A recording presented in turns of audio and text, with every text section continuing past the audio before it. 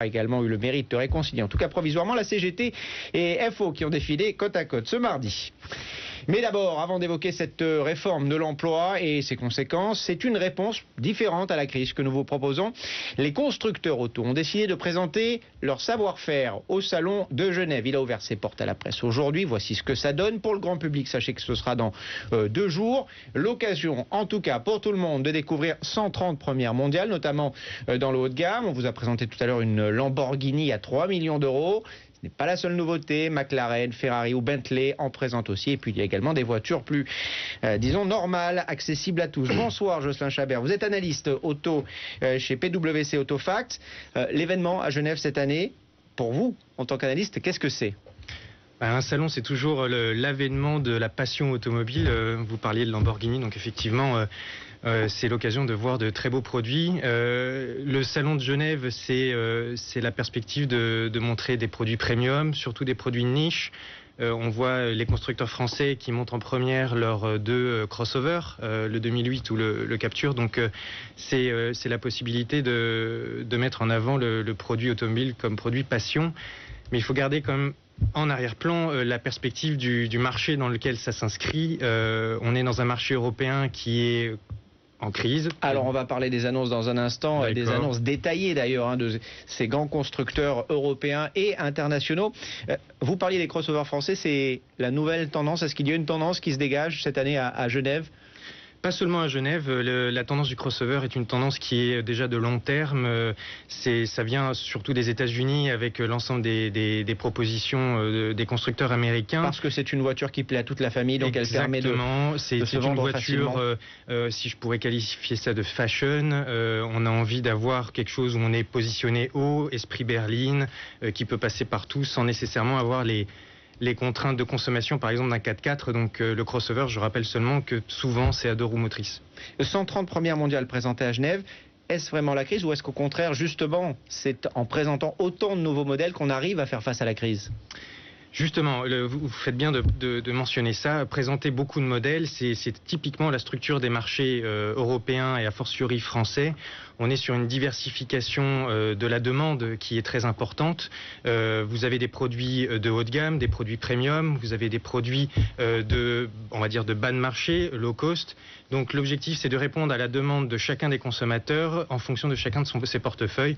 Donc les constructeurs français ont choisi leur stratégie particulièrement dans ce cadre. Alors on le rappelle, puisqu'on va parler du marché aussi, beaucoup d'annonces ont été faites aujourd'hui.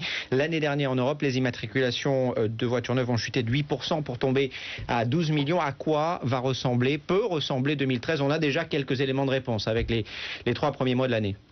Effectivement, d'après les analyses de PwC Autofacts que je représente, le marché européen effectivement risque de finir aux alentours des 12 millions, soit une baisse de l'ordre de 3%, 4%.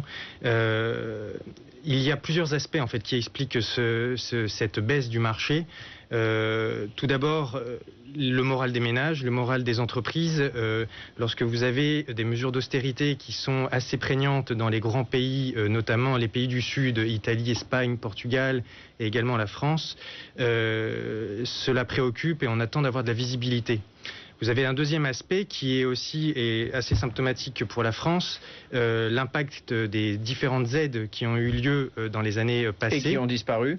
Et qui ont disparu, absolument. Mais pour rappel, en 2009-2010, nous avions la prime à la casse et le bonus malus écologique.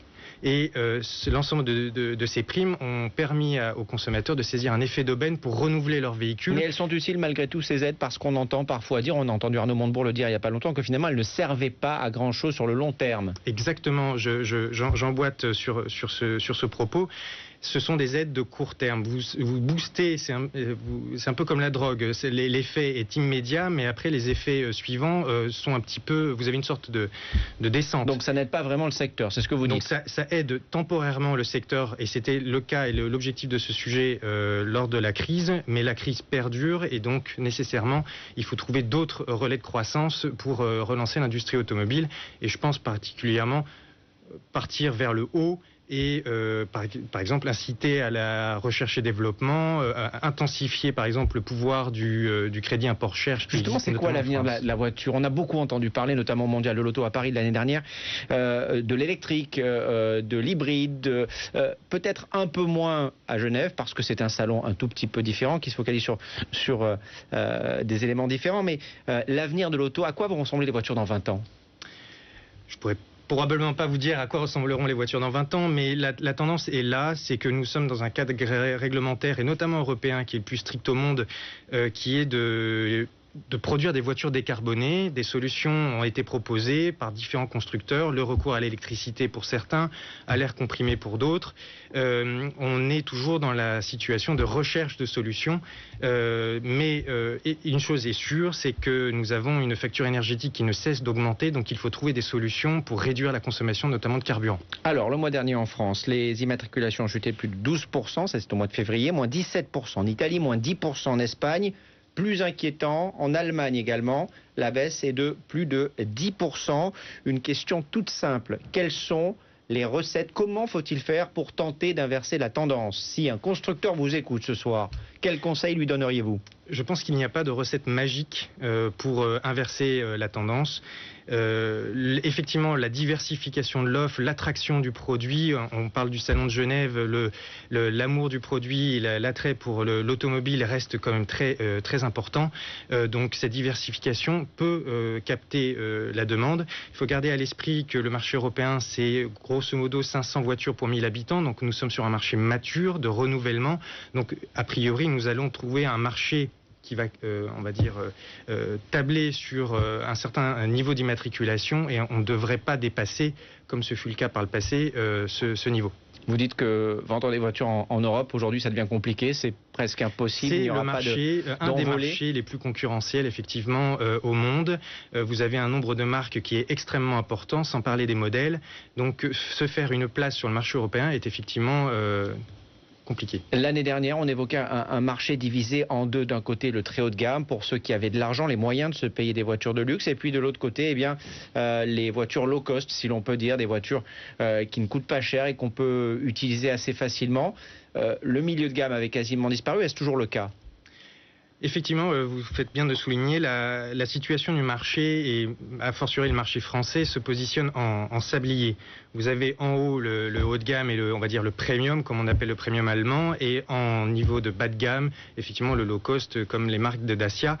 On est sur une séparation en fait des niveaux de la demande qui se table finalement sur l'évolution du pouvoir d'achat aussi, et donc l'offre doit refléter en fait cette variation des pouvoirs d'achat. Les constructeurs ont fait leur choix. Certains consommateurs préfèrent avoir un produit basique pour un prix basique, mais avec l'essentiel dedans.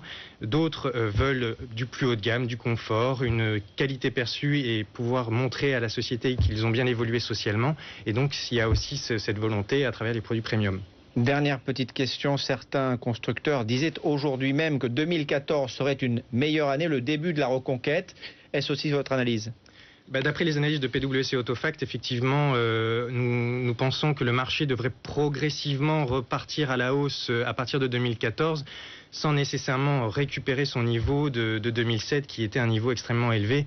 Donc on repart sur une croissance progressive a priori. Peut-être le début de la reprise, donc en 2014, on verra ça dans quelques mois. Merci Jocelyn Chabert pour ces explications.